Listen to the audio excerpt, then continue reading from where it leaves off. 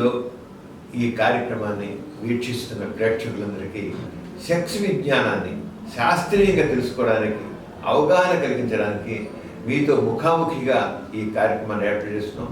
మీ నుంచి వచ్చిన ఈ ప్రశ్నలన్నింటికి లేకపోతే సమస్యలన్నింటికి ఈ కార్యక్రమం ద్వారా మీకు కొంత పరిష్కారాలు సూచించడం జరుగుతుంది. డాక్టర్ గారు, వీర్య కణాలు తక్కువ అని తెలుసుకోవడం ఎలా?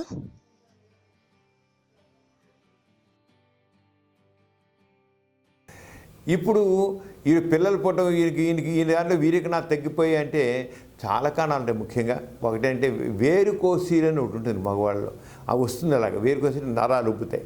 నరాలు ఉబ్బడికల్లా టెస్టికల్స్ హీట్ ఎక్కిపోయి వీర్యకణాల ఉత్పత్తి తగ్గిపోతుంది. అది ఒక ప్రధాన కారణం.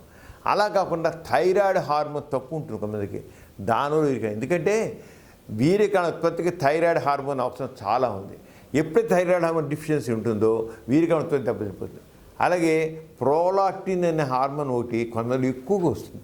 ఎక్కువ జరుగుతుంటే ప్రోలాక్టిన్ హార్మోన్ ఎక్కువగా ఉంటే కూడా వీర్యకణ ఉత్పత్తి దెబ్బతింటుంది. ఇలా కాకుండా స్మోకింగ్ చేస్తున్నా, డ్రింక్ చేసినా కూడా వీర్యకణ ఉత్పత్తి. ఒక రకం విషయం చెప్పాలి, స్మోకింగు, డ్రింకింగు ఆయన పొగాకు సంబంధించిన ఏం సరే, పాన్ కావచ్చు, జర్తా కావచ్చు, గుట్కా కావచ్చు, ఏదైనా కావచ్చు, ఇవన్నీ కూడా టెస్టికల్స్ మీద చెడు ప్రభావం చూపిస్తాయి.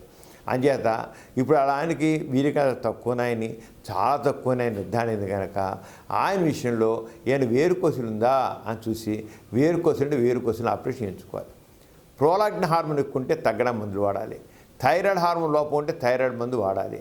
అలాగే వేరే స్మోకింగ్ డ్రింక్ ఉంటే మానేయాలి. ఆ డ్రింక్ని మానేయాలి. డ్రింక్ కూడా చాలా నష్టం చేస్తుంది.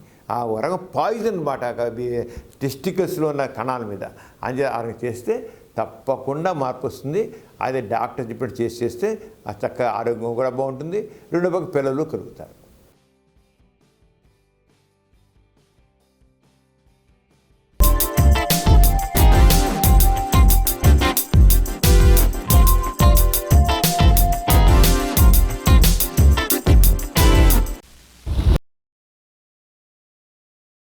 Please subscribe for more videos. YouTube / Dr. Samaram.